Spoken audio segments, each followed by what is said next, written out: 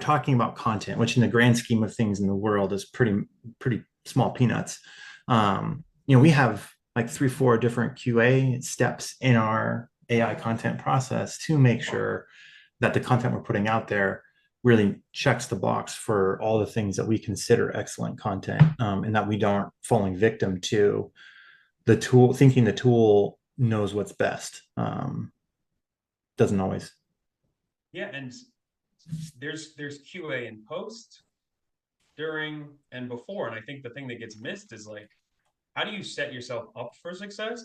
I would be willing to bet that a good amount of people have like they use Grammarly and they have a checklist for like, that they pulled offline of like good on-page practices or whatever, during and afterwards, right? I think that's what SEO sort of the old school way is of like, let's optimize something in post or during its writing.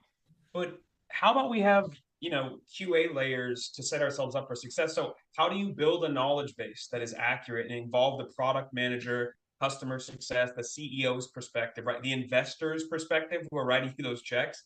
How do we ingest the content in a way that is actually understood by the model? So they're black boxes that we don't understand because we're not engineers. And so how do you feed the model in a way that is giving you an output that will be desirable to then edit and QA? And so I think a lot about, fundamentally, how do we input things and prompt things, and not just the prompt itself, but really taking time to understand the mechanics of what's going on when you click enter, and then starting, the week before you ever even try to create that piece of content,